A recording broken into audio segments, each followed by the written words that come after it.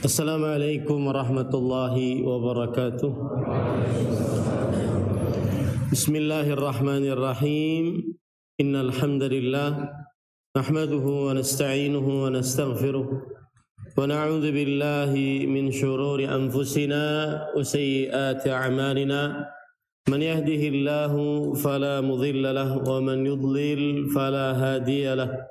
وأشهد أن لا إله إلا الله وحده لا شريك له وأشهد أن محمدا عبده ورسوله يا أيها الذين آمنوا اتقوا الله حق تقاته ولا تموتن إلا وأنتم مسلمون يا أيها الناس اتقوا ربكم الذي خلقكم من نفس واحدة وخلق منها زوجها وبث منهما رجالا كثيرا ونساء واتقوا الله الذي إن الله كان عليكم رقيبا أيها الذين آمنوا اتقوا الله وقولوا قولا سديدا لكم أعمالكم ويغفر لكم ذنوبكم ومن يطع الله ورسوله فقد فاز فوزا عظيما أما بعد فإن أصدق الحديث كتاب الله وأحسن الهدي هدي محمد صلى الله عليه وعلى آله وسلم وشر الأمور محدثاتها وكل محدثة بدعة وكل بدعة ضلالة وكل ضلالة في النار. Alhamdulillah, kita bersyukur pada Allah Subhanahu wa taala. Pada hari ini, hari Ahad pagi menjelang siang 25 Jumadil Akhirah 1445 Hijriah, kita dimudahkan oleh Allah Subhanahu wa taala untuk duduk bersama di Masjid Al-Awwabin, Kebumen, Jawa Tengah, dalam sebuah kajian Islam ilmiah tematik membahas tema syirik dan khurafat di zaman modern. Salawat dan semoga selalu Allah berikan kepada Nabi kita Muhammad sallallahu alaihi wa ala alihi wasallam, pada keluarga beliau, para sahabat, serta orang-orang yang mengikuti beliau sampai hari kiamat kelak. Dengan nama-nama Allah yang husna dan sifat-sifatnya yang ulia, kita berdoa, Allahumma inna nas'aluka ilman nafi'an wa rizqan tayyiban wa amalan mutaqabbala. Allahumma amin. Ahibati fillah, afanillah wa iyyakum, jamaah Masjid Al-Awwabin yang saya cintai karena Allah. Semoga Allah Subhanahu wa taala selalu memberikan afiat kepada kita di dunia dan di akhirat. Tema syirik adalah salah satu tema yang sangat penting, karena tema syirik berkaitan dengan kerusakan akidah, dan jika akidah rusak, maka rusaklah amal ibadah yang dilakukan oleh seorang muslim. Tema syirik adalah tema yang penting untuk dibahas, karena kesyirikan adalah perusak akidah, dan jika akidah rusak, maka amal ibadah tidak ada harganya di sisi Allah Subhanahu wa taala. Allah Subhanahu wa taala berfirman, "Wa ma mana'ahum an tuqbala minhum nafaqatuhum illa annahum kafaru billah wa birasulih." Dan tidak ada yang menahan untuk diterima dari amal ibadah mereka, kecuali karena mereka kufur terhadap Allah dan Rasul-Nya. Surah At-Taubah ayat 54. Ayat ini memberi pelajaran apabila akidahnya rusak, dan perusak akidah diantaranya kekufuran dan kesyirikan, maka amal ibadahnya tidak diterima oleh Allah Subhanahu wa ta'ala. Disinilah letak pentingnya membicarakan tema kesyirikan. Karena kesyirikan adalah perusak akidah. Apabila akidah rusak, maka tidak diterima amalnya oleh Allah Subhanahu wa ta'ala. Dalam hadis Rasul sallallahu alaihi wasallam bersabda, "Innallaha la yaqbalu minal amali illa ma kana khalisan wa btughiya bihi wajhu." Yang artinya sesungguhnya Allah tidak menerima dari amalan kecuali yang ikhlas, yang bertauhid, yang tidak dilakukan kesyirikan di dalamnya, dan dicari wajah Allah di dalamnya. Hadis ini menunjukkan bahwa Rasulullah SAW mengabarkan amalan yang dilakukan oleh seorang hamba sebesar apapun tidak akan diterima oleh Allah Subhanahu wa ta'ala. Innallaha la yaqbalu minal amali. Al-amal di sini adalah amalan apapun. Alif lam mim lil ahad atau lil jins. Alif lam mim minal amali, dari al-amal. Al-amal untuk jenis. Jenis amal ibadah apapun tidak akan diterima oleh Allah Subhanahu wa ta'ala kecuali apabila ada kalimat diawali dengan la, tidak, kemudian setelahnya illa, kecuali, menunjukkan kepada pengkhususan. Amalan tidak diterima sama sekali kecuali yang ikhlas karena Allah Subhanahu wa ta'ala.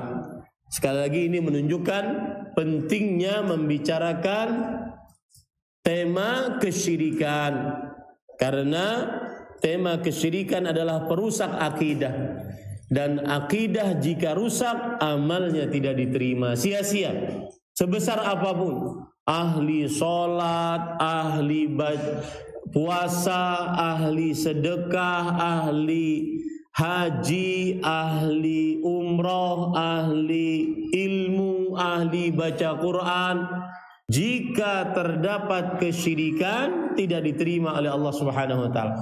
Rasul sallallahu alaihi wasallam juga bersabda di dalam hadis riwayat Imam Muslim,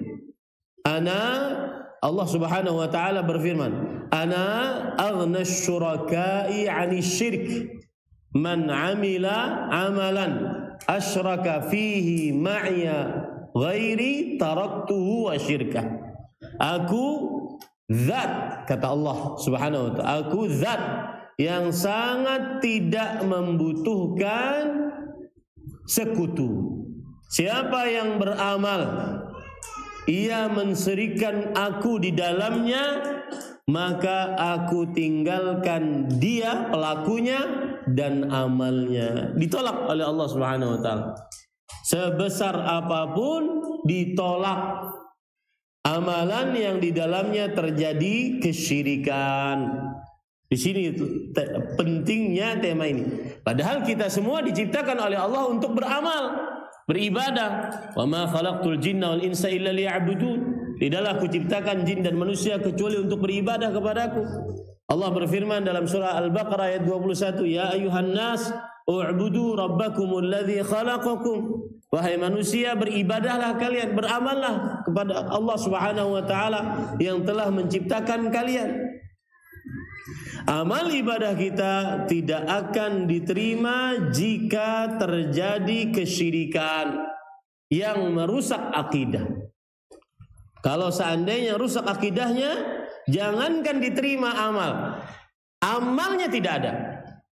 Allah berfirman dalam surah Ibrahim ayat 24, "Alam tara kaifa daraballahu mathalan kalimatan thayyibah ka syajaratin thayyibah asluha thabitun wa far'uha fis sama tu'ti ukulaha kulla hinin biidzni rabbiha wa yadribullahu al-amthala lin-nas la'allahum yatadhakkarun.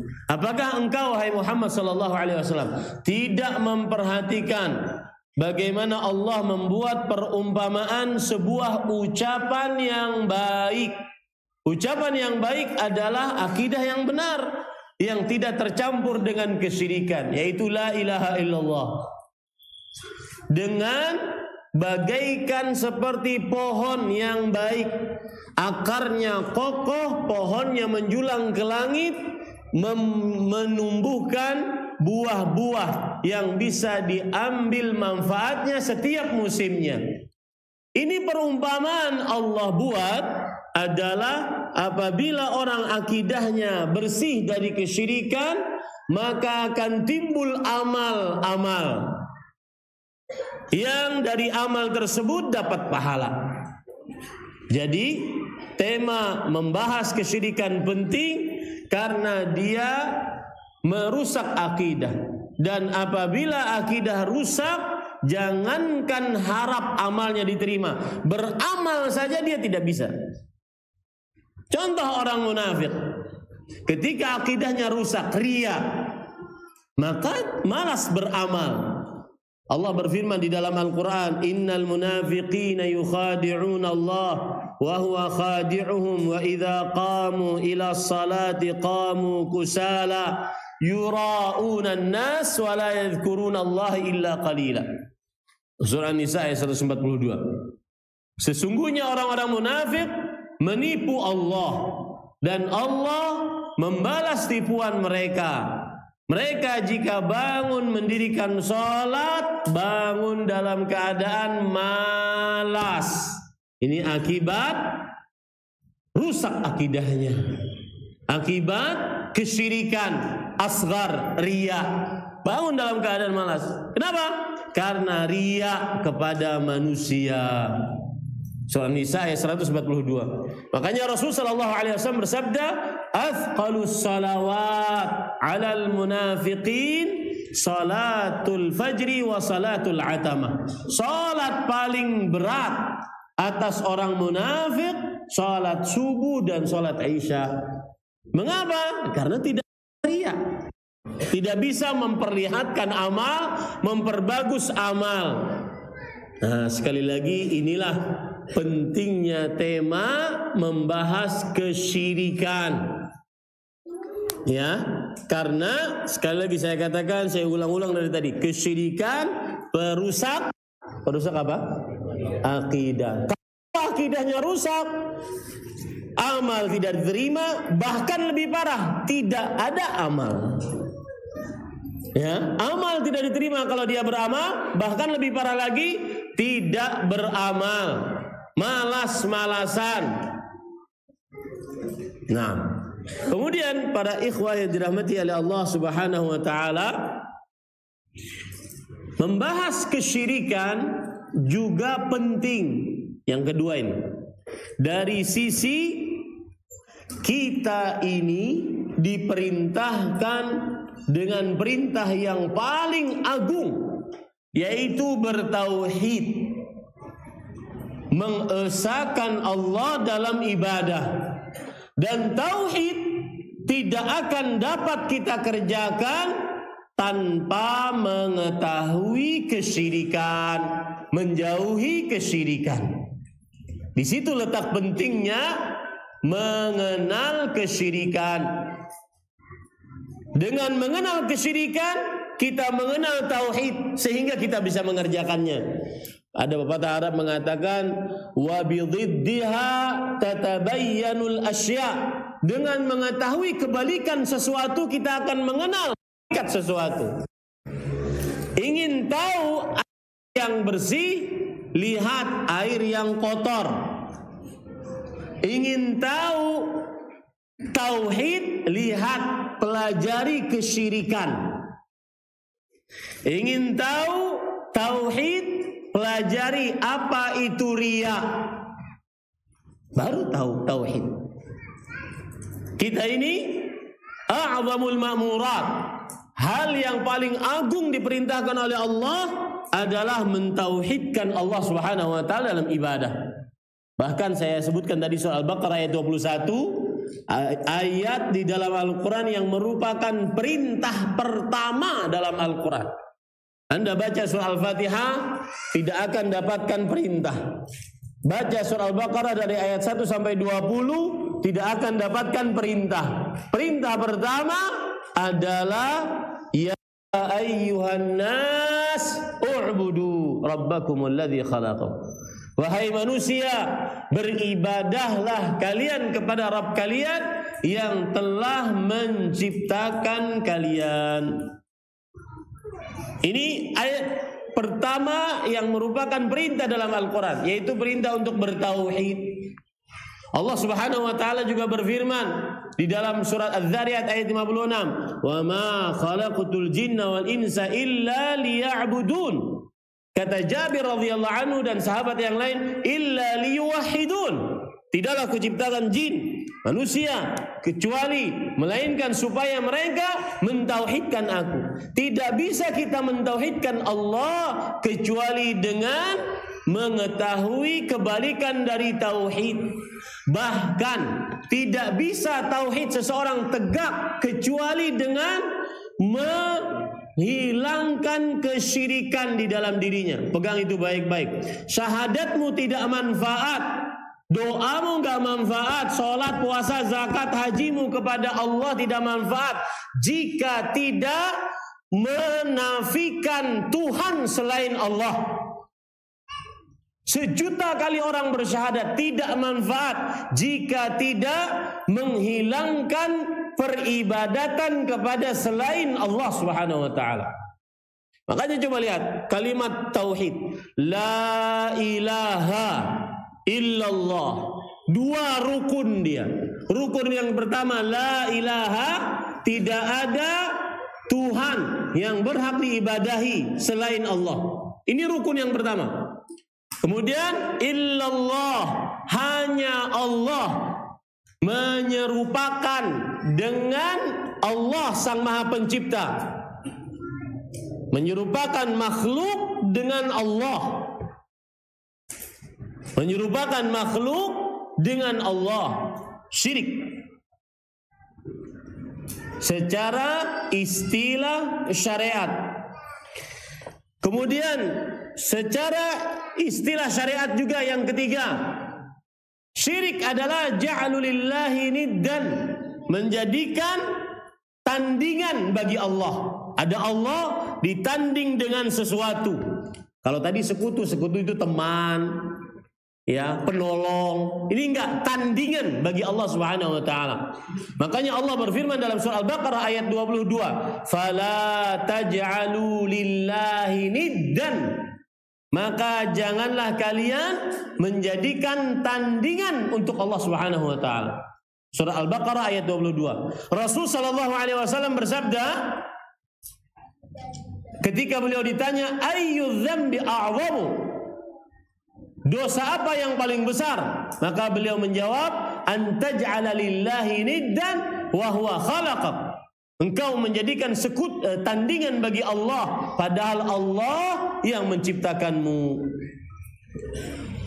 Terakhir, yang keempat, pengertian kesyirikan, dan ini pengertian yang wallahu alam lebih komprehensif dalam bahasa jami' mani', pengertian yang mengumpulkan seluruh kata yang diperlukan dalam sebuah definisi dan menolak kata yang tidak diperlukan.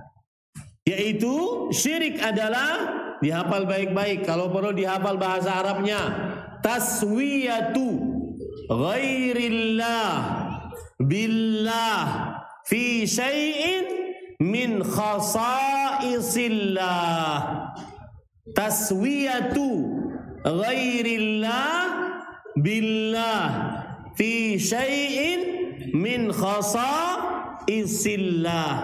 Menyamakan, ingat, password, miftahus sir, kata kunci kesyirikan ada pada kata taswiyah, menyamakan. Saya beri contoh sekarang. orang duduk di samping kuburan, beriktikaf di kuburan, syirik tidak? Lihat, kembalikan kepada kata kunci. Terjadi penyamaan tidak? Duduk di samping kuburan, iktikaf, terjadi penyamaan tidak? Oi, jenengan hadir atau enggak? Kalau enggak bilang enggak, kalau ada bilang ada. Sekedar duduk di samping kuburan, iktikaf di samping kuburan, terjadi penyamaan tidak? Tidak, berarti enggak syirik. Betul? Kata kuncinya adalah apa? Penyamaan, menyamakan. Taswiyatu ghairillah, menyamakan selain Allah. Selain Allah di sini siapapun dan apapun, mau dia malaikat yang paling mulia Jibril alaihissalam, atau manusia yang paling mulia Rasulullah sallallahu alaihi wasallam, atau jin, atau hewan, atau benda mati, pepohonan, bebatuan, bebesian, atau apapun, menyamakan selain Allah dengan Allah. Jangan dibalik ya, menyamakan Allah dengan selain Allah, bukan. Menyamakan selain Allah dengan Allah dalam perkara yang khusus milik Allah. Itulah pengertian kesyirikan yang komprehensif, jami' mani', yang menyeluruh. Dan pengertian ini diambilkan dari ayat Al-Quran. Allah Subhanahu wa ta'ala berfirman, "Tallah in kunna lafi dhalalim mubin idh nusawwikum bi rabbil alamin." Yang artinya, demi Allah, kata orang-orang musyrik di hari kiamat, kami dahulu di dunia benar-benar di dalam kesesatan yang nyata. Apa? Ketika kami menyamakan kalian sembahan selain Allah, apapun dan apapun, Allah Tuhan alam semesta. Surat Asy-Syu'ara ayat 97 sampai 98. Lihat kata-kata nusawwikum, kami menyamakan kalian. Selalu Pak, kadang-kadang sebagian orang terlalu semangat ya, melihat sesuatu langsung syirik itu. Ya. Padahal bukan kesyirikan, padahal dia bid'ah. Beda antara syirik dengan perbuatan bid'ah. Bisa dimaklumi ini Bapak Ibu, saudara-saudari. Contoh misalkan nih, saya beri contoh. Kata selawatin aja dulu. Ingin mobil Robicon, selawatin aja dulu. Pegang, Allahumma salli ala Muhammad. Syirik nggak? Tidak ada penyamaan. Lalu apa saat perbuatannya? Nanti kalau tanya saya jawab. Karena bukan tema kita. Paham? Ya, hati-hati. Makanya harus paham betul, fasih, lancar. Ustadznya apa lagi? Kalau ustadznya tidak paham tentang seluk-beluk kesyirikan, maka suruh belajar. Karena dakwah salafiyah tidak dibangun kecuali menegakkan tauhid dan memerangi kesyirikan dengan segala macam bentuknya, sedetil-detilnya. Dan dakwah untuk menegakkan tauhid, memerangi kesyirikan ini lebih penting, lebih harus digalakkan lagi di tengah masyarakat, terutama pengajian dakwah sunnah. Kadang-kadang kalah dengan tema-tema kekeluargaan. Aku cinta kamu, kamu cinta dia. Itu yang hadir banyak itu. Tapi kalau sudah dakwah berpegang teguh kepada sunnah, dakwah pembatal-pembatal keislaman. Dulu dakwah-dakwah seperti itu, dakwah-dakwah bergengsi. Tema-tema seperti itu adalah tema-tema yang sangat dirindukan oleh para jamaah dahulu. Sekarang sudah berubah. Ya? Nah, mudah-mudahan kita kembalikan lagi dakwah tauhid, dakwah sunnah, dakwah mengajak orang berpegang teguh kepada sunnah. Saya pernah mengetes panitia kajian. Ustaz, apa temanya? Berpegang teguh kepada sunnah. Tapi Ustaz, nggak ada tapi. Nanti Ustaz nggak ada yang hadir, biarin. Ya. Gimana kalau diganti Ustaz? Tentang kekeluargaan, istri durhaka.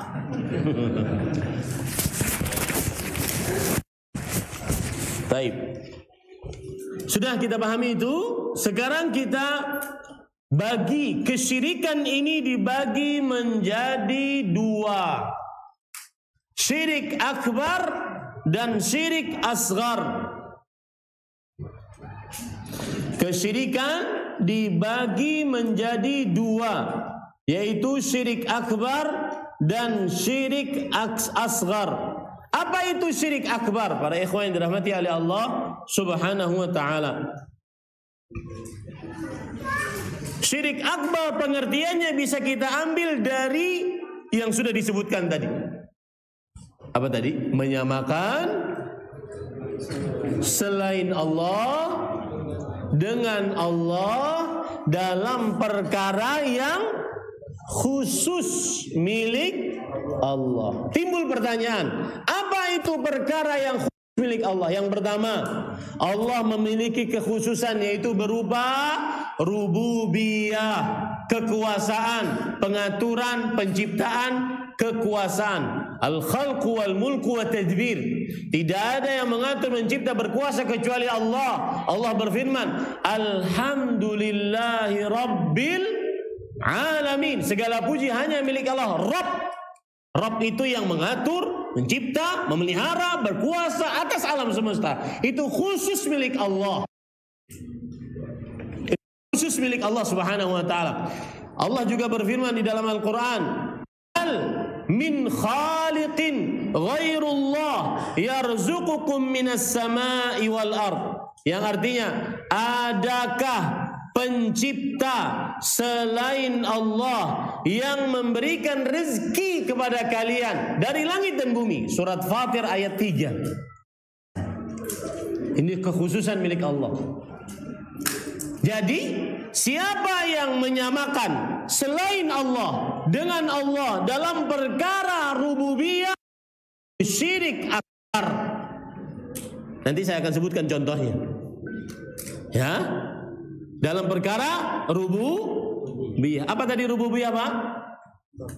Penciptaan, pengaturan, kekuasaan. Seperti apa Ustaz contohnya? Mencipta, menghidupkan, mematikan, menurunkan hujan.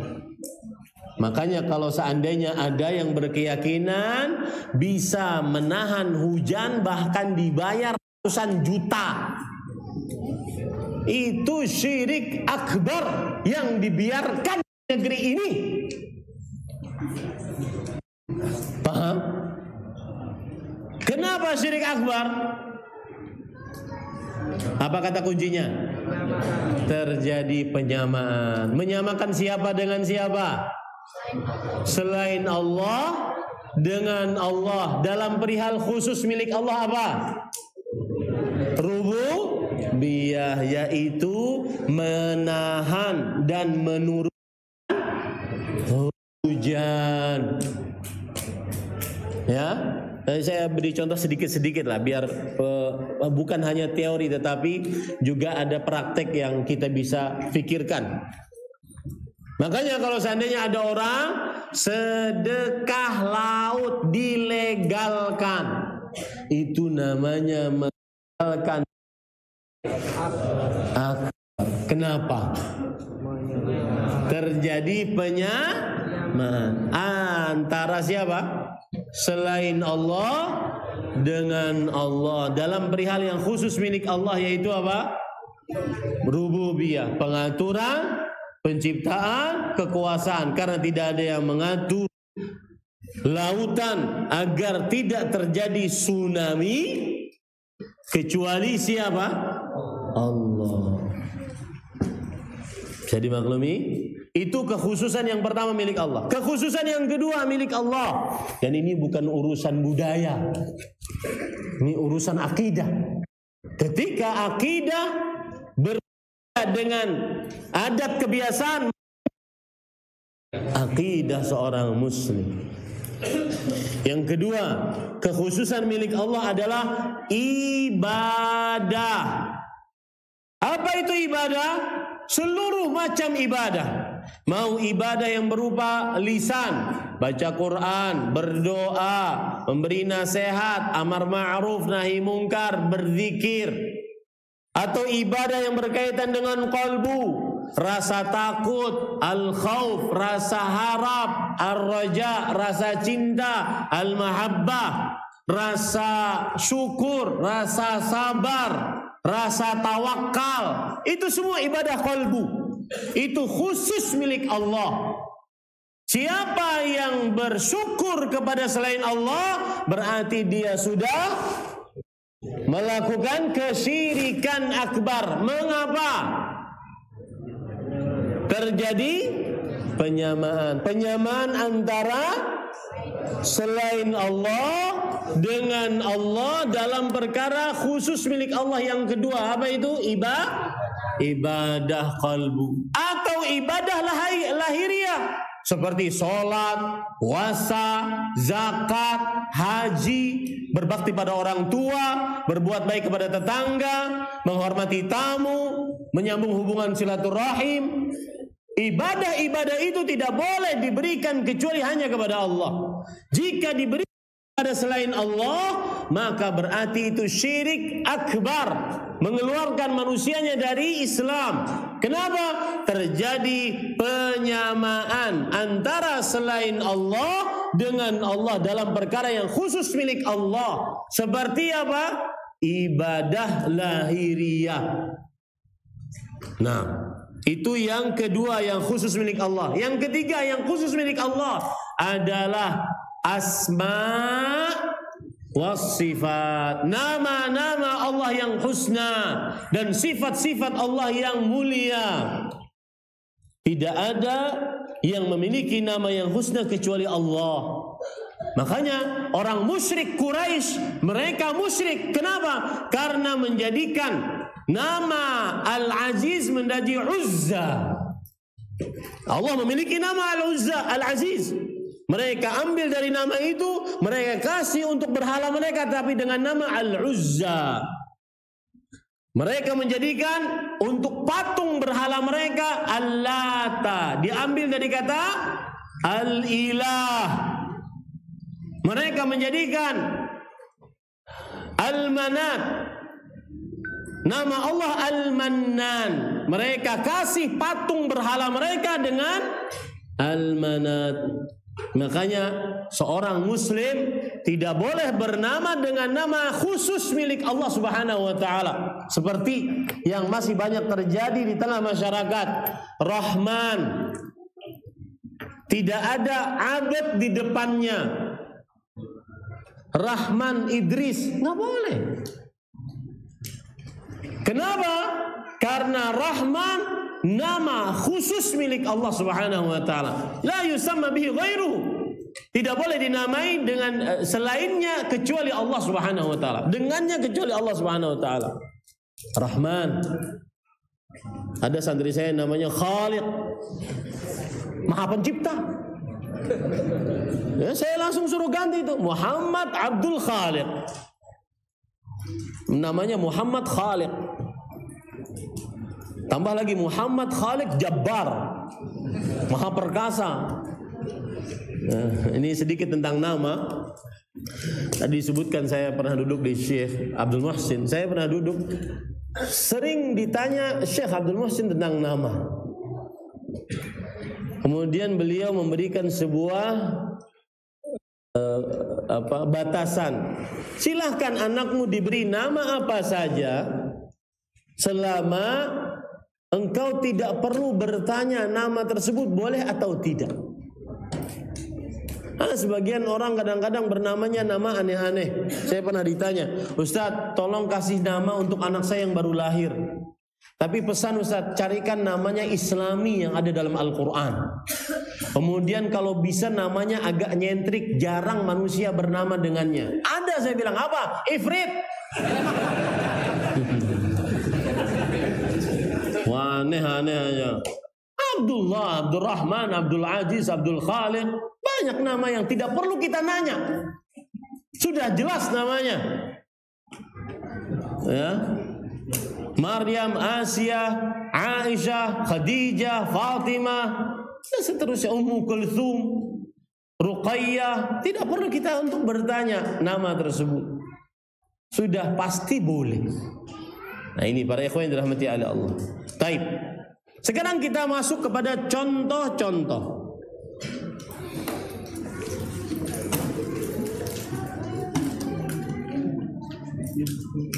Contoh yang pertama, para ikhwan yang dirahmati oleh Allah Subhanahu wa taala, tentang syirik akbar. Contoh yang pertama ya, yaitu syirik akbar di dalam perkara rububiyah tadi. Ini agak jelimet sedikit, mudah-mudahan, karena biasanya saya menjelaskan pakai papan tulis, tapi mudah-mudahan dengan ngomongan bisa dimaksud. Yang pertama, saya sebutkan contohnya saja langsung ya, biar mudah. Mensyirikkan Allah secara akbar dengan cara meniadakan Allah, yang disebut dengan ilhad. Atau antum tulis saja, contoh pertama syirik akbar adalah ilhad. Ilhad bahasa Arabnya, atau disebut dengan ateis. A itu tidak, teis itu tidak ada Tuhan, berarti tidak ada Tuhan. Ilhad.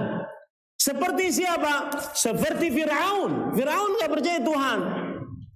Makanya Allah berfirman dalam surat Asy-Syu'ara ayat 23, "Wa ma rabbul alamin?"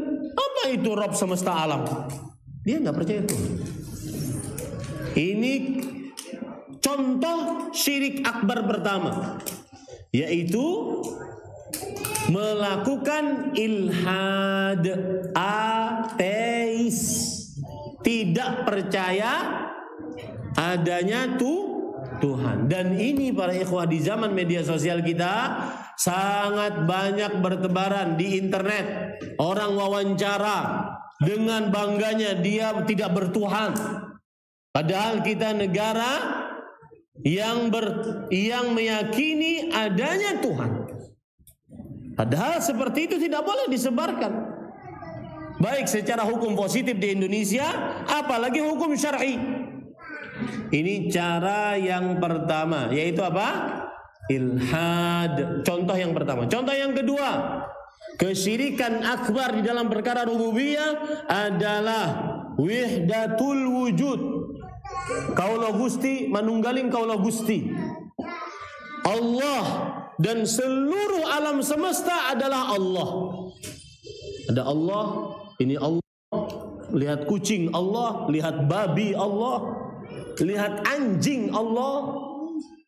Itu namanya wahdatul wujud. Dan wahdatul wujud ada dua macam, al-ittihad dan hulul. Ittihad itu artinya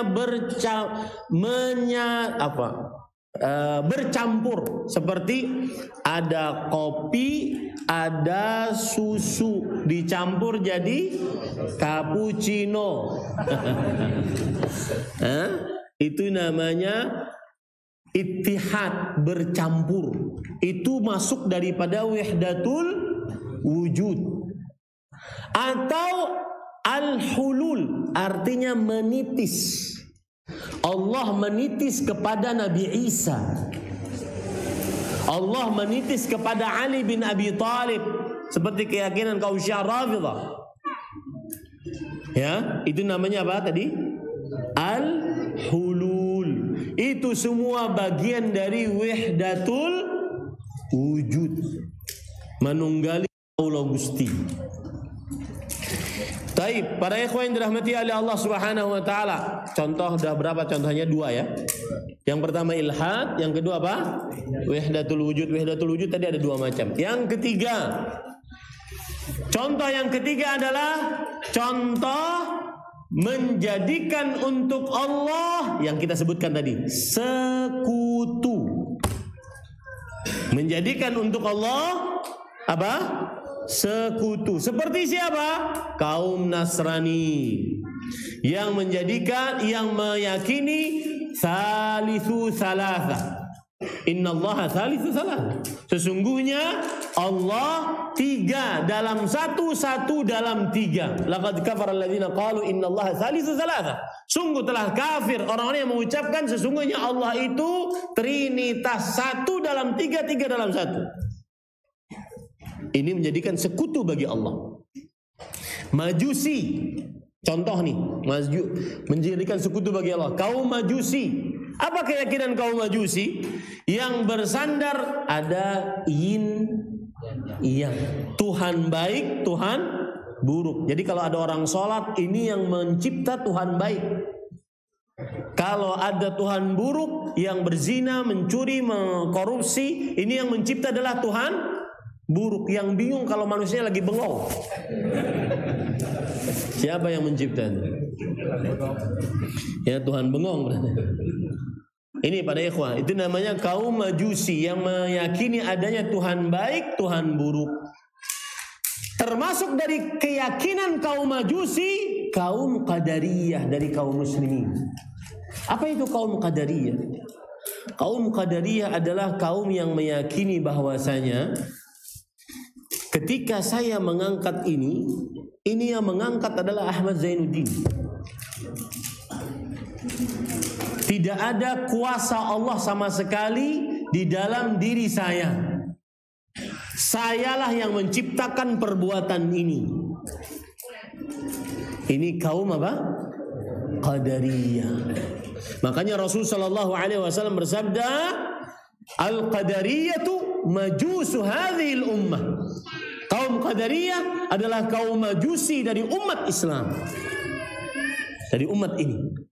Kenapa? Karena mereka meyakini ada 2 pencipta. Allah pencipta alam semesta, manusia menciptakan dirinya sendiri, perbuatannya sendiri. Tidak ada kuasa Subhanahu wa taala sama sekali di dalam dirinya. Ini para ikhwan dirahmati oleh Allah. Contoh yang lain dari poin yang ketiga, mensyirikkan Allah dengan sekutu, yaitu yang mendebat Nabi Ibrahim.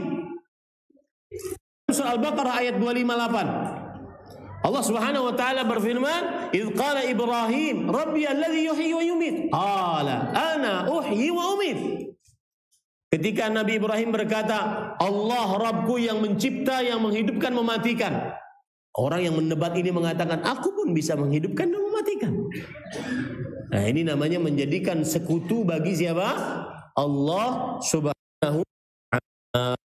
Ini adalah menjadikan sekutu bagi Allah. Termasuk di dalamnya juga, ini banyak contohnya berarti yang ketiga ini.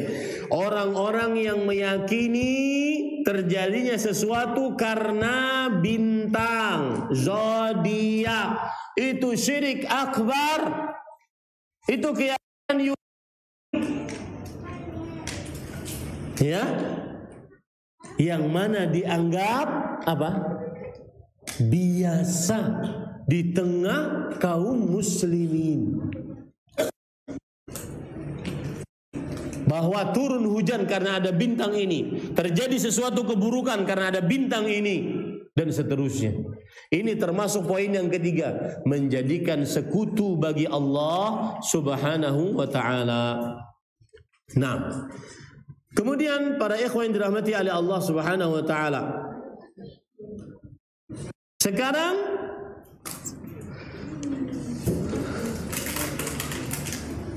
itu tadi 3 poin contoh syirik akbar dalam perkara rububiyah Allah. Yang pertama tadi apa?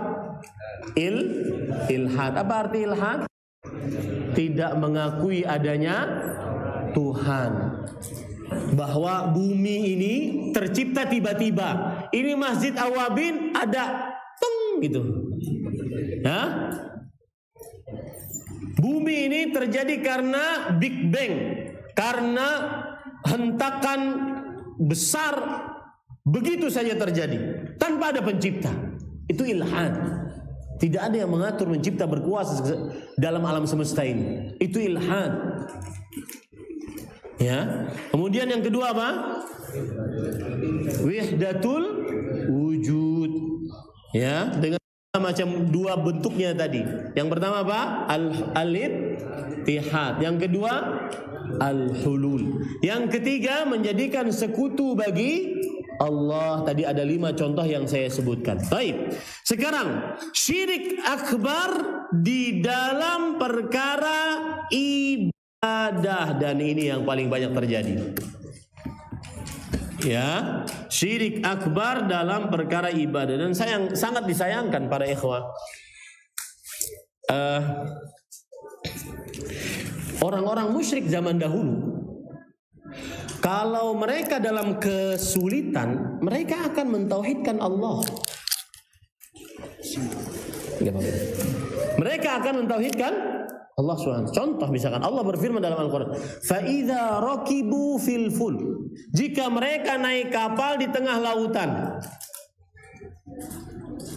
Naik kapal tengah lautan. Antum pernah lihat video kapal di tengah lautan, bagaimana dia dihentak, diombang-ambingkan oleh ombak. Pada saat itu bisa nelfon kita, tolong dong. Gak ada.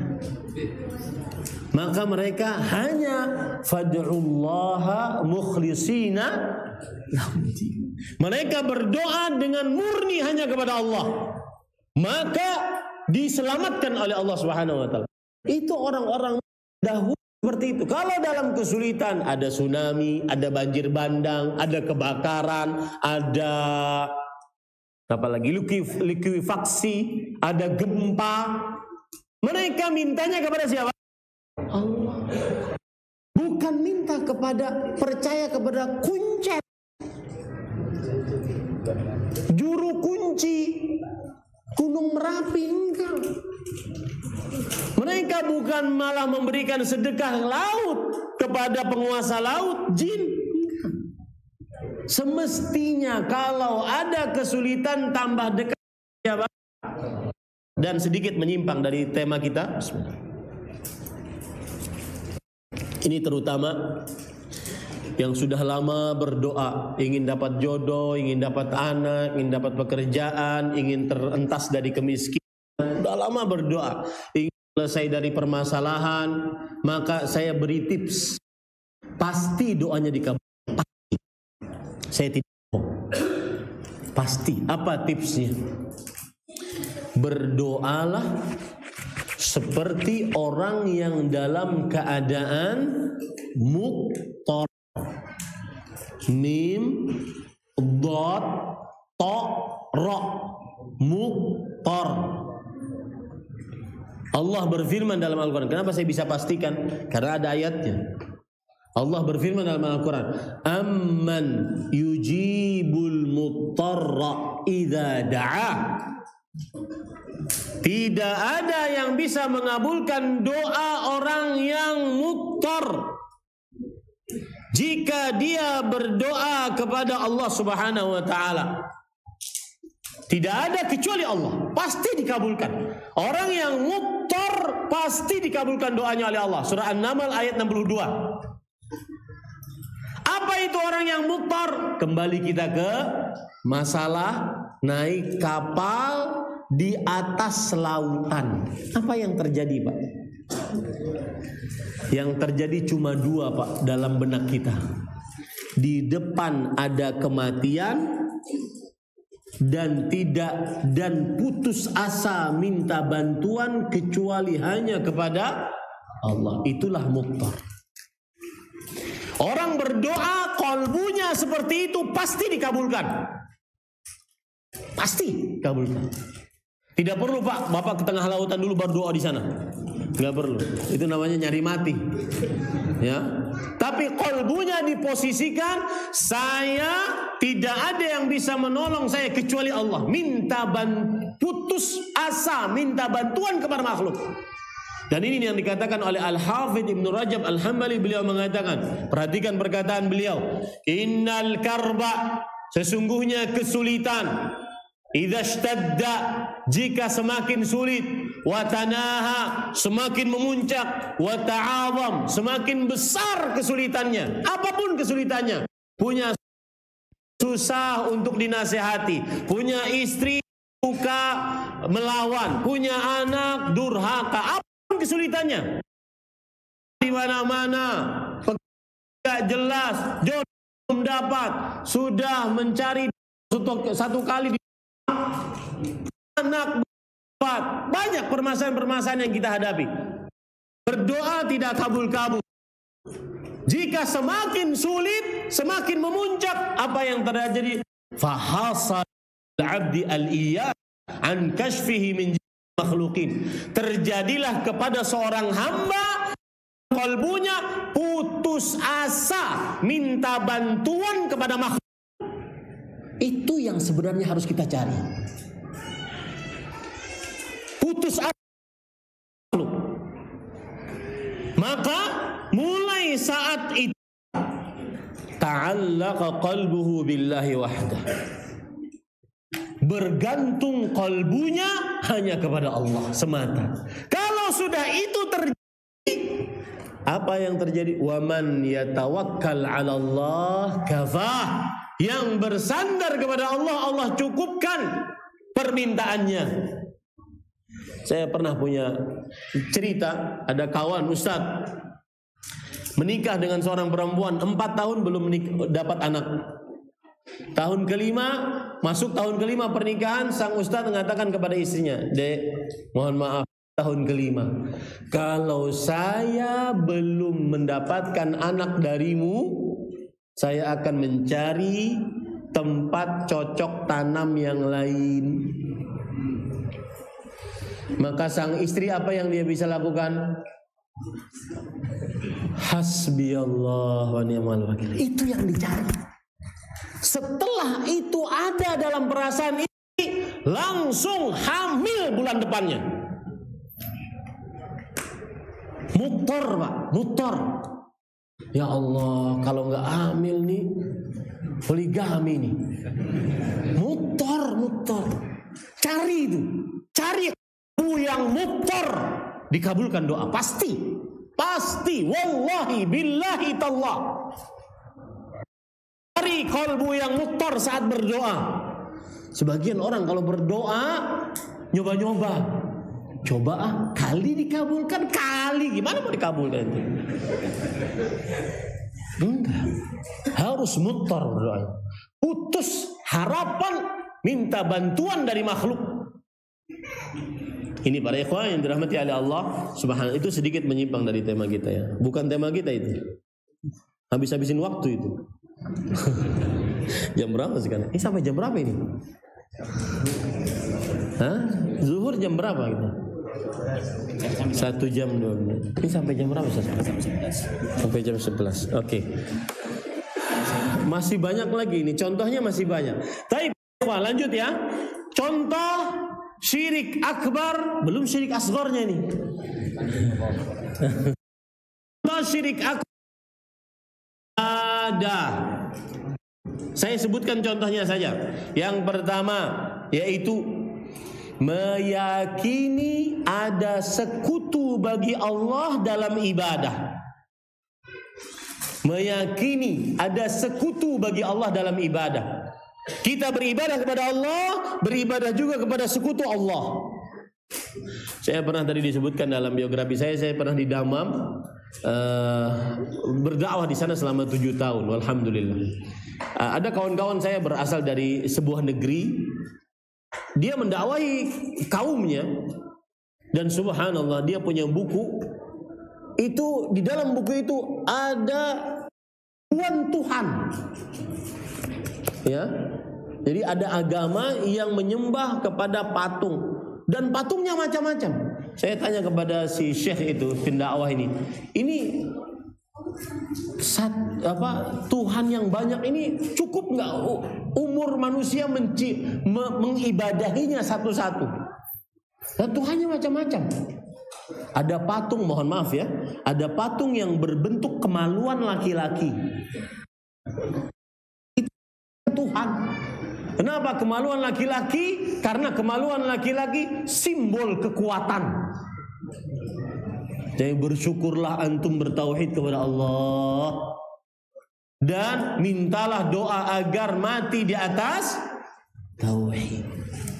Ini namanya poin yang pertama. Contoh yang pertama, menjadikan sekutu bagi Allah dalam ibadah. Contoh yang kedua, memalingkan ibadah kepada selain Allah. Ini yang kedua. Contohnya, berdoa kepada selain Allah.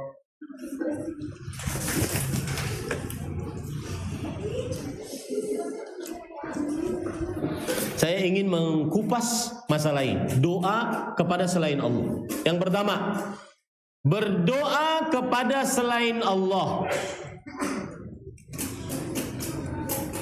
Baik itu selain Allahnya makhluk yang sudah mati atau yang masih hidup, yang tidak disanggupi kecuali oleh Allah, maka ini syirik akbar. Berdoa kepada orang yang sudah mati, berdoa kepada orang yang masih hidup, sesuatu yang tidak disanggupi kecuali oleh Allah, maka ini syirik akbar. Contoh, saya minta doa, berdoa kepada antum agar diberi anak. Ini syirik akbar, meskipun beliau masih hidup. Saya berdoa kepada antum agar diberi ketenangan hati. Ini syirik akbar, meskipun yang doai masih hidup. Apalagi yang sudah meninggal. Termasuk di dalamnya berdoa kepada Rasulullah sallallahu alaihi wasallam. Wahai Rasulullah, beri saya anak. Boleh atau tidak? Kenapa? Ada hadiah sini, Ustaz. Hadiahnya. Kenapa? Angkat tangan yang bisa jawab. Nah, enggak, bukan itu yang kita pelajari. Nah, beribadah kepada selain Allah. Enggak, bukan itu yang kita pelajari. Ada penyamaan, Pak. Penyamaan antara siapa dengan siapa dalam perkara khusus apa? Penyamaan dengan siapa? Selain Allah di sini siapa? Tadi Rasulullah. Disamakan dengan siapa? Allah. Dalam perkara khusus milik Allah apa? Ibadah. Pilih Pak, salah satunya boleh.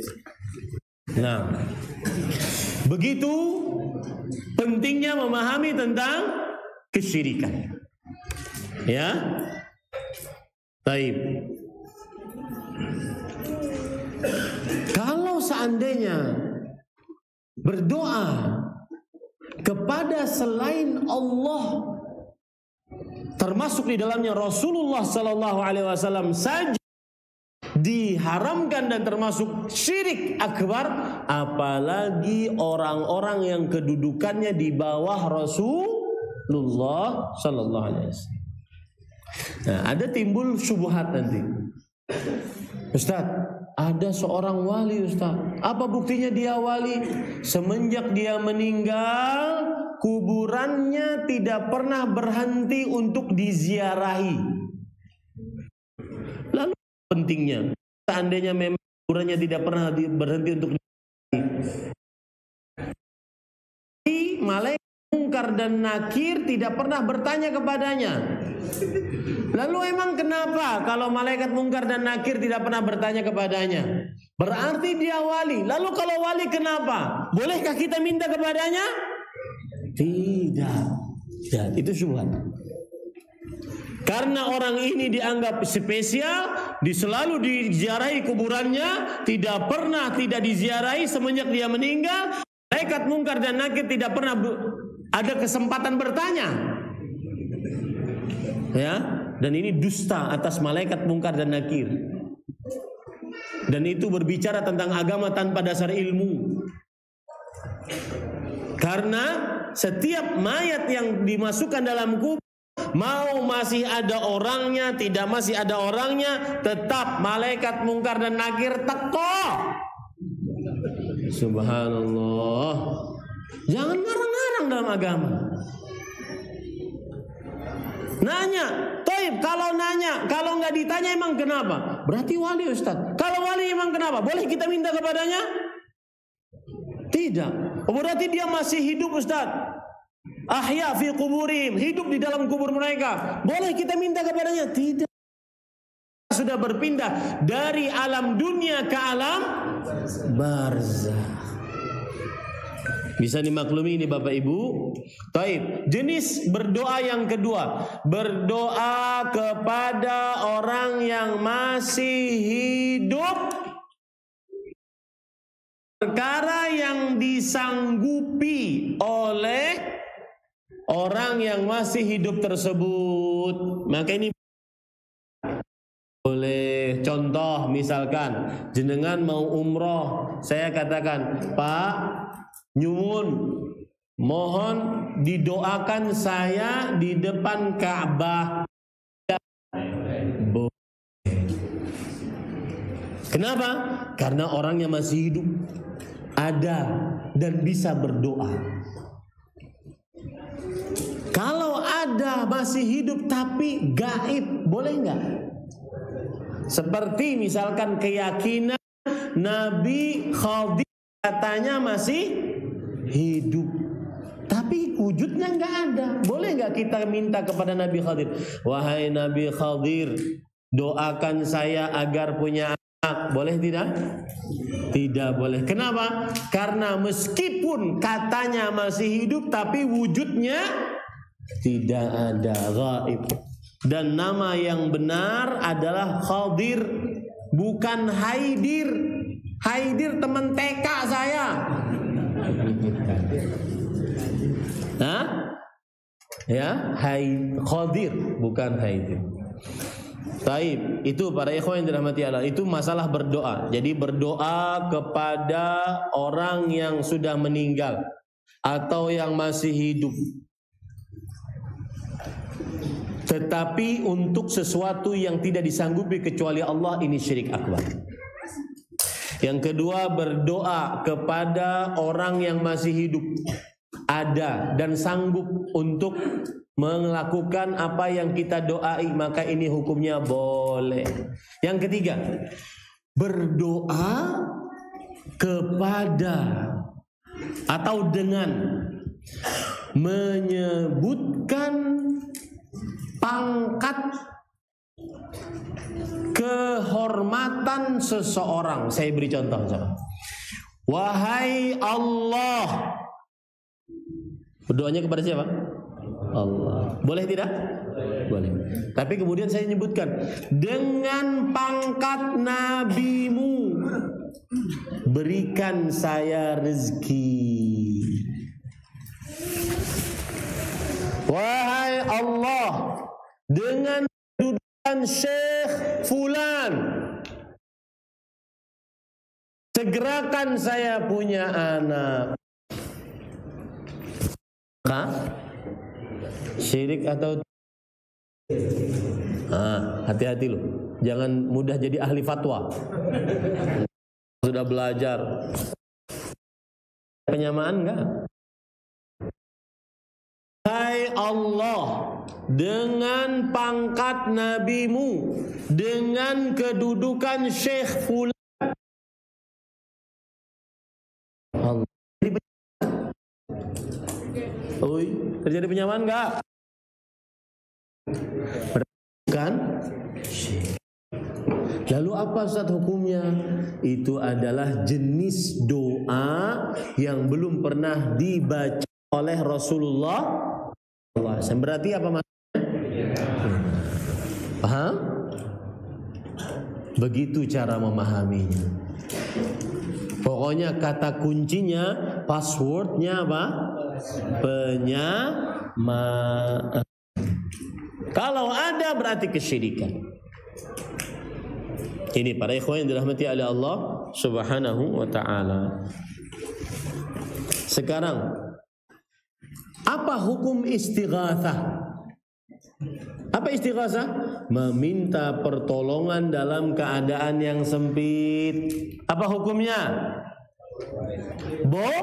Boleh kalau kepada Allah. Tapi kalau kepada wali yang sudah mati, apa hukumnya? Syirik. Hukumnya haram, betul. Ambil deh satu. Hukumnya haram.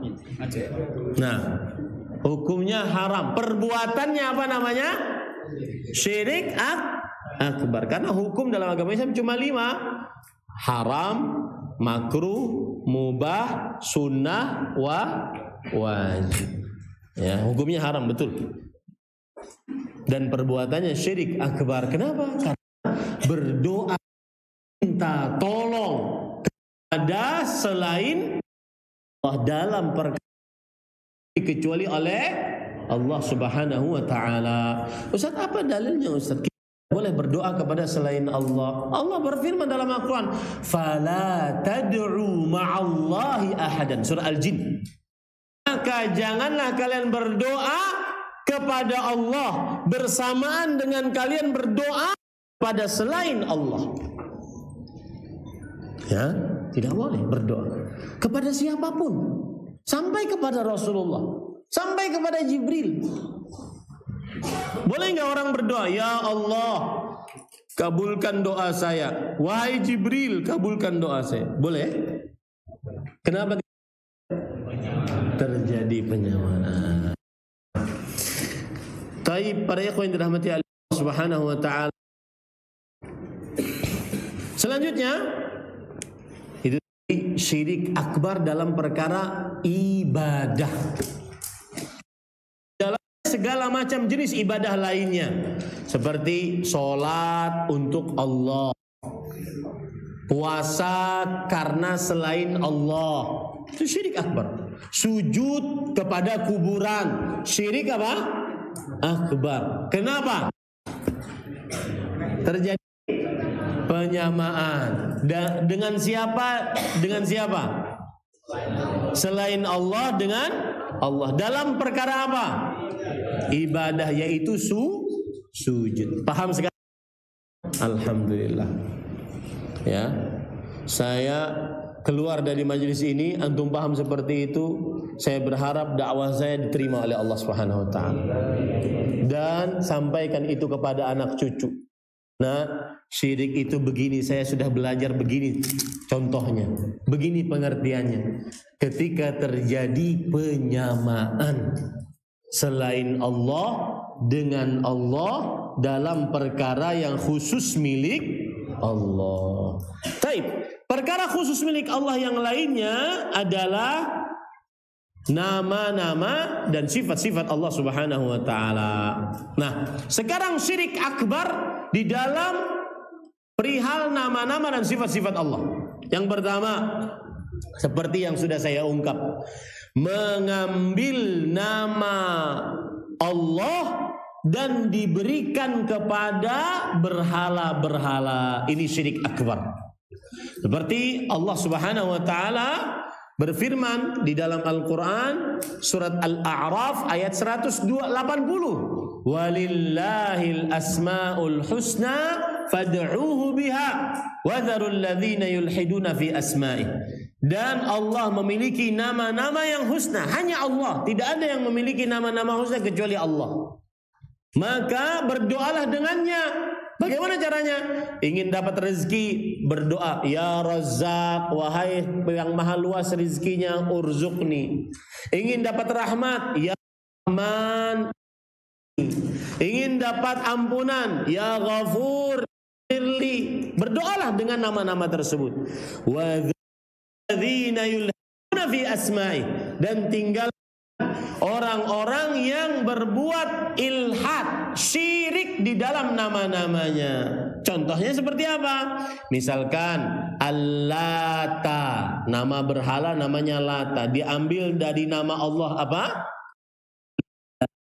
Misalkan lagi Al-Uzza, nama berhalanya Al-Uzza, ambil dari nama Allah apa?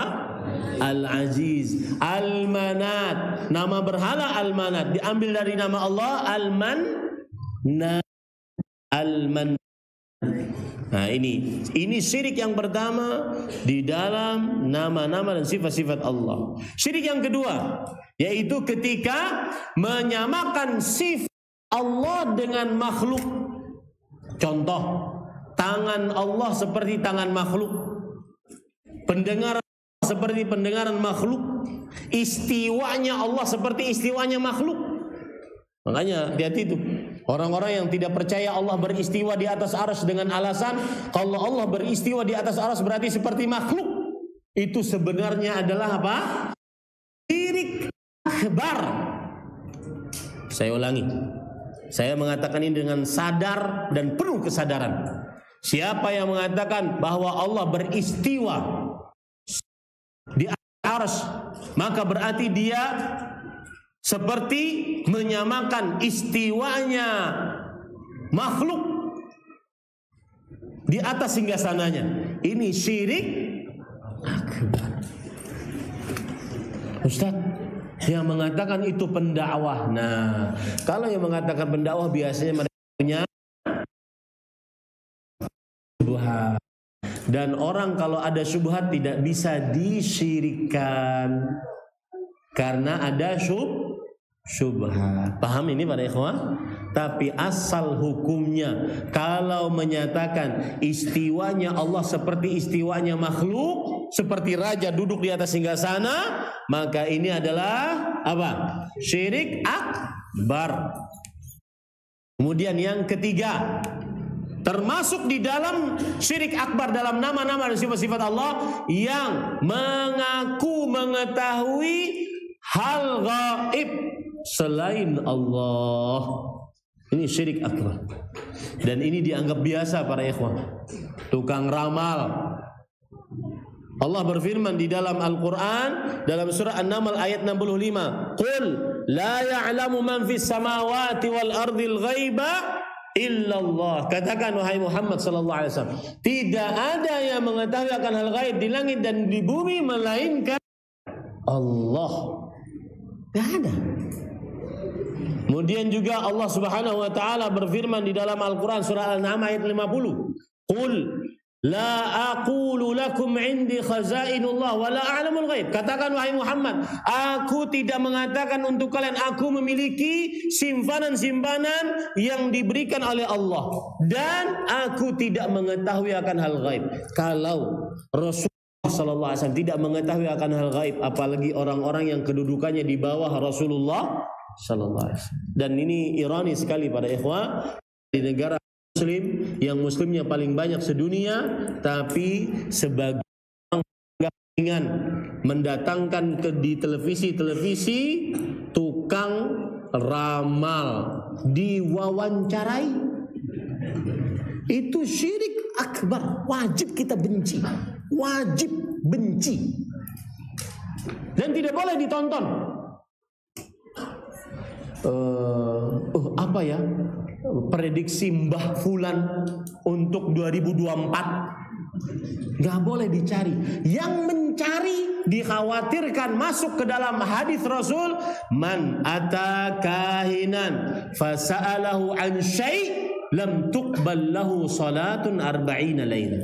Yang mendatangi tukang ramal dan bertanya kepadanya meskipun nggak percaya, tidak diterima salatnya 40 hari. Kata Imam Nawawi, meskipun dia ganti sholatnya tersebut 1.000.000 kali gak akan diterima, karena tidak ada pahalanya. Nah, ini para ikhwan yang dirahmati oleh Allah Subhanahu wa ta'ala. Nah, itu kira-kira baru syirik akbar, waktunya habis. Syirik asghar panjang lagi. Syirik asghar di dalam ucapan, syirik asghar di dalam amalan qalbu, syirik asghar di dalam amalan lahiriah. Saya sebutkan saja biar tidak gantung ya. Saya sebutkan, antum tulis cepat. Yang pertama, yaitu syirik asghar di dalam amalan qalbu, contohnya riya. Yang kedua, menginginkan sesuatu dari perkara dunia dalam ibadahnya. Yang ketiga, bersandar dengan sebab. Nah, ini banyak terjadi nih. Ustadz, apa hukumnya memakai kalung batu giok untuk melancarkan darah? Ya, ini kalau saya nggak bisa jawab, saya nggak bisa menjelaskan karena tidak ada waktu. Kalau ada pertanyaan saya akan jawab. Kemudian yang ketiga, contohnya merasa bernasib sial ketika mendengar atau melihat sesuatu. Ini yang keempat, riya, menginginkan sesuatu dunia dari ibadahnya. Yang ketiga, bersandar dengan sesuatu. Yang keempat, merasa bernasib sial. Itu contoh syirik asghar di dalam amalan qalbu.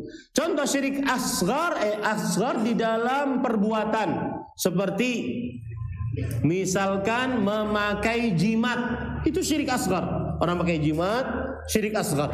Nanti bisa naik menjadi syirik akbar kalau dia meyakini jimat inilah yang mengatur, mencipta, berkuasa.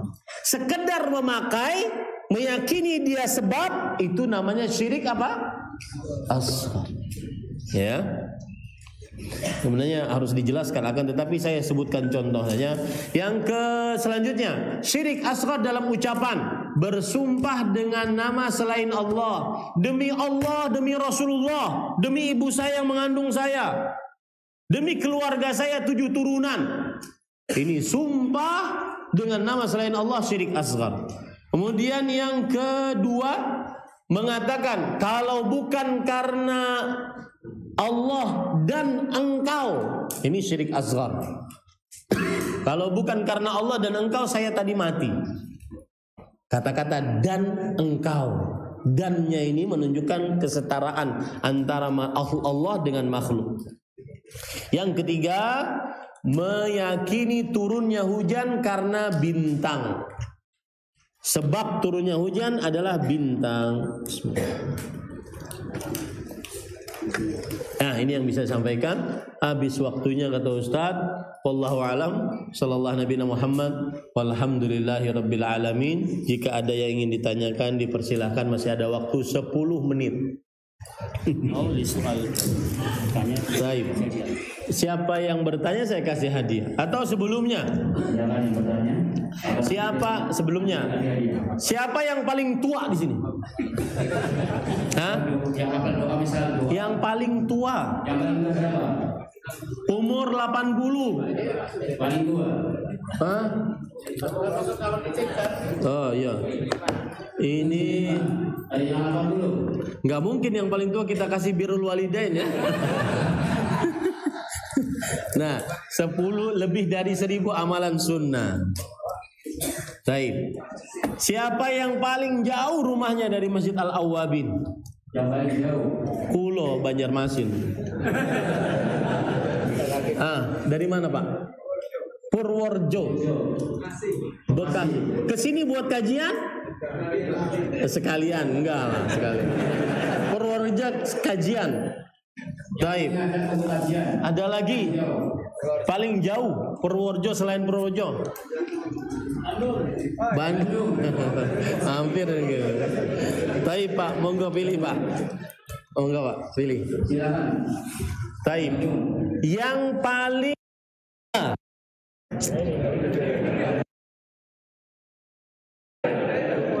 ada umurnya yang paling muda sinten iki?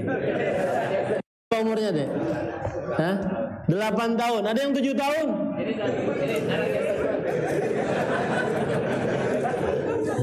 8 tahun. Baik, kasih, ambil hadiah. Oh, 4 tahun. Sini deh. Kenapa Pak saya milih yang paling tua, paling jauh, paling muda? Karena mereka ada semacam usaha. Saya gini Pak. Suatu saat saya sholat di Masjid Nabawi di saf pertama. Ini pelajaran bagi kita ya.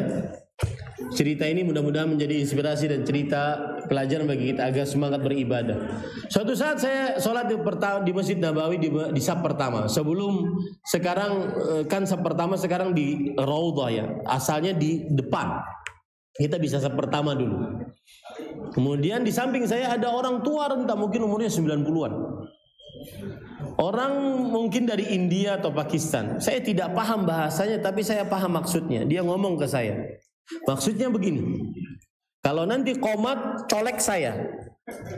Kalau imam takbir colek saya. Berarti beliau matanya rabun, telinganya lemah pendengaran.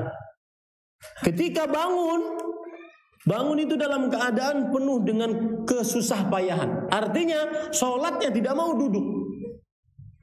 Sholatnya berdiri sambil memegang tongkat.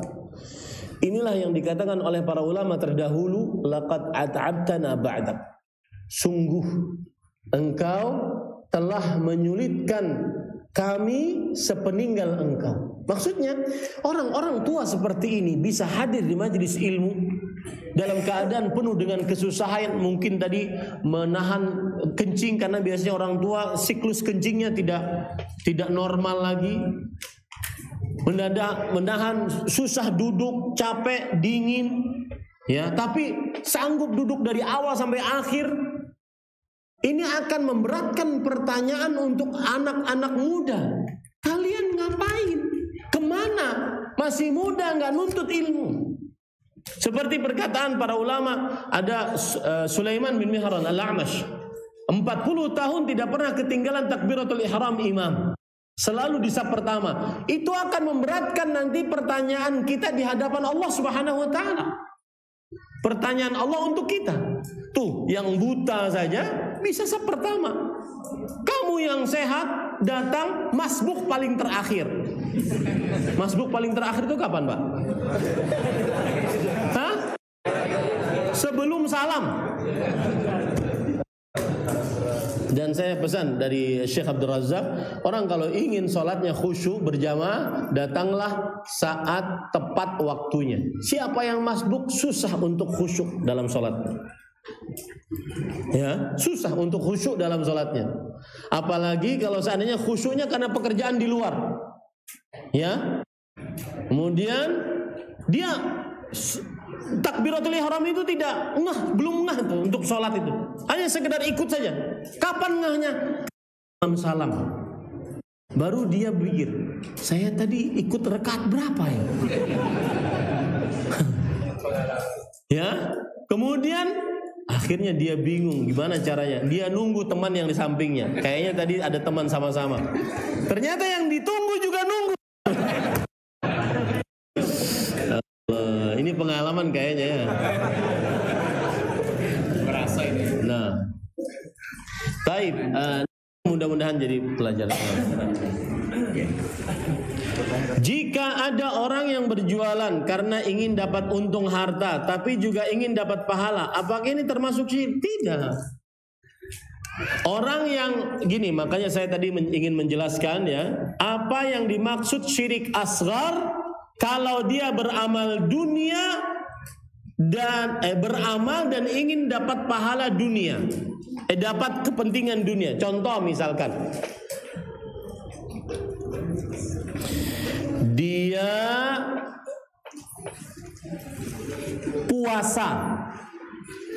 puasa. Kan sekarang lagi rame intermittent fasting. Puasa 16 jam gitu, nanti baru boleh makan apa saja. Ya, dia puasa. Tujuannya tidak ada sama sekali ingin dapat pahala dari Allah. Hanya ingin sehat. Tapi ibadahnya puasa. Ini syirik asghar. Adapun orang jualan ingin dapat untung, kemudian ingin dapat pahala dari jualannya, ini tidak ada kesyirikan di dalamnya. Ya begitulah orang berjualan. Wallahu a'lam. Nah, ada yang bertanya tadi. Silakan Pak. Kalau kita berdoa, kemudian kita bersolawat dulu, Ustaz. Tapi dengan niat kalau tidak bersolawat tidak terkabulkan, itu gimana? Tidak mengapa. Bersolawat sebelum berdoa itu adab dalam berdoa. Ini pernah ada orang berdoa, langsung dia memohon kepada Allah Subhanahu wa taala. Lalu Rasulullah SAW mengatakan, "Ajilah hadza." Orang ini tergesa-gesa dalam doanya. Hendaknya dia sebelum berdoa bersolawat. Maka salah satu adab dalam berdoa agar dikabulkan adalah bersolawat sebelum berdoa.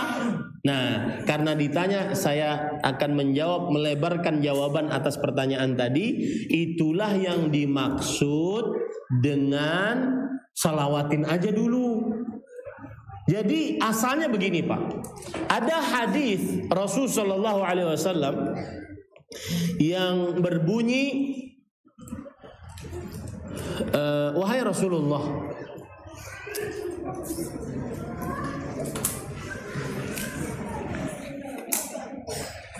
aku menjadikan solawatku di dalam doaku sepertiga dari solat dari doaku. Jadi misalkan ini 100%, sepertiganya dalam doanya cuma selawat saja. Baru setelah itu dia minta. Maka kata Rasulullah Sallallahu Alaihi Wasallam, khair. Apakah aku menambah dari itu? Kata Rasulullah SAW, baik. Dan jika engkau tambah itu lebih baik. Ya. Kemudian orang ini berkata lagi, wahai Rasulullah, ar-rubu', aku menjadikan 1/4 dari doaku yang 100%, 1/4-nya aku gunakan untuk bersolawat. Kata Rasulullah SAW, masyi' fa in zitta fa huwa khairun lak. Terserah engkau. Tapi kalau engkau tambah lebih baik. Kemudian orang ini berkata lagi, Anas, wahai Rasulullah, dari 100% doaku, setengahnya 50% aku cuma berselawat, setengahnya baru minta. Bagaimana? Boleh tidak? Cukup enggak? Rasulullah SAW mengatakan, masyi' fa in zita bahwa khairun lak. Terserah engkau. Jika engkau tambah itu lebih baik bagimu. Kemudian orang ini berkata lagi, fathulutsain. Oke, wahai Rasulullah, kalau begitu 2/3. Ini 100%, berarti 75%-nya aku gunakan untuk selawat saja. 25%-nya aku baru minta selawat. Allahumma salli ala Muhammad wa ala ali Muhammad kama sallaita ala Ibrahim wa ala Ibrahim innaka Hamidum Majid. Terus berselawat dia 75%, 2/3. Dia selawat saja. Boleh tidak? Apakah cukup ataukah kurang? Maka kata Rasulullah SAW, masyi'ta fa in zita bahwa khairun lak. Tidak, itu baik. Terserah engkau jika ingin menambah. Jika engkau tambah itu lebih baik. Lalu orang ini berkata, aj'alu laka salati kullaha. Kalau begitu hai Rasulullah, doaku cuma selawat saja. Tidak ada minta sama sekali. Selawat tok. Nah itu yang tadi, selawatin aja dulu. Lalu Rasulullah SAW bersabda apa? Idzan tukfa hammuka wa yughfaru laka dzambuka. Kalau begitu, segala macam keinginanmu akan dicukupkan. Dosa-dosamu diampuni. Itulah aslinya, solawatin aja dulu. Cuma prakteknya berlebihan. Datang ke mobil Rubicon, Allahumma sholli ala Muhammad. Bukan begitu prakteknya. Prakteknya di mana aja, selawat apa aja. Selawat sepanjangnya, doanya cuma selawat aja. Maka segala macam keperluannya dicukupkan oleh Allah. Bukan berarti datang ke sebuah mobil yang dia inginkan, rumah yang dia inginkan dia pegang, Allahumma sholli ala Muhammad, Allahumma sholli. Istri yang ingin dia nikahi, Allahumma. Bukan, ya, bukan. Paham Pak? Nah, cukup kan? Cukup kiranya ya. Ini Bapak tadi ada hadiah. Tadi Bapak ngangkat tangan satu lagi, mungkin ada yang penting. Silakan.